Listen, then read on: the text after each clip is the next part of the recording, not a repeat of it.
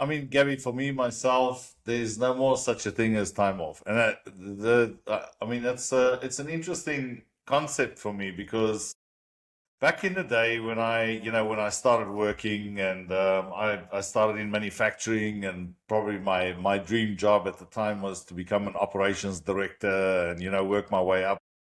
If you told me that I'd be working more than 8 or 9 hours a day, I probably would have told you to go jump in a lake because there was no ways it was going to happen. Yeah, you've got your set hours, and whatever happens beyond those set hours can wait till tomorrow, or someone else can deal with it if it's shift work or something like that. Nowadays, I mean, and that's the cool thing for me, and also the tough part for me is, as a CEO, as a business owner, you really don't have much time to switch off, and your switching off looks different. You're always thinking about the next thing. You're always thinking about what's currently happening.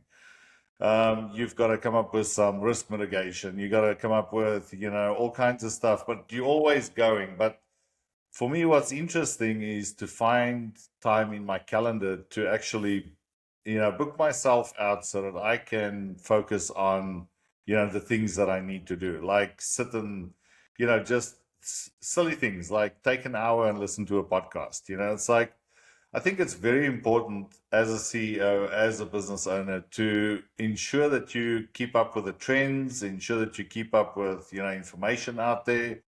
And believe me, mate, I mean, you guys know it's moving so fast these days that it's tough to keep up, mate. I mean, I can't run that fast. So, it's a question of making time to take 5 seconds to actually experience what's going on around you.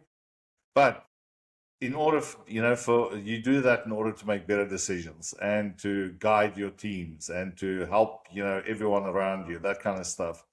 Malik, what's your feeling around it, mate? Look, I never lie about it to anyone.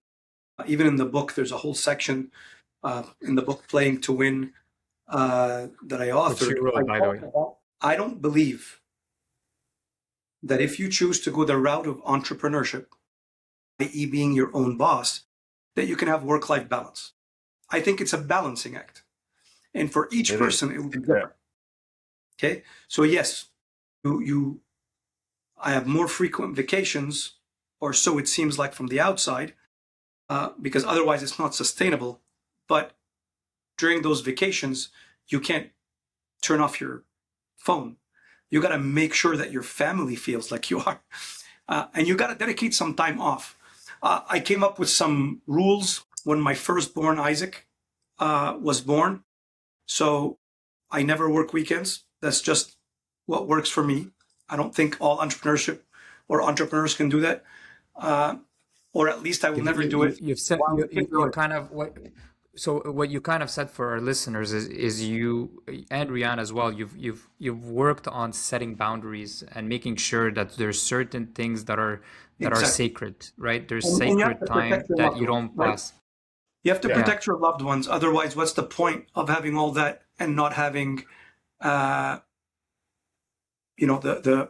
core of the people that you love being protected? Okay, so that's one thing for sure. I make sure that once a quarter we stop. Have you ever checked your messages in an inappropriate time or something that you told yourself you wouldn't do it? And I'm sure we've all done that. Yeah, I mean, give me 1 second. Here we go. See, this is what we're talking about. This is exactly what we're talking about. Like literally, where you leave one. That's the negative side. That's what we call. This is what we call negative spinning side. the plates.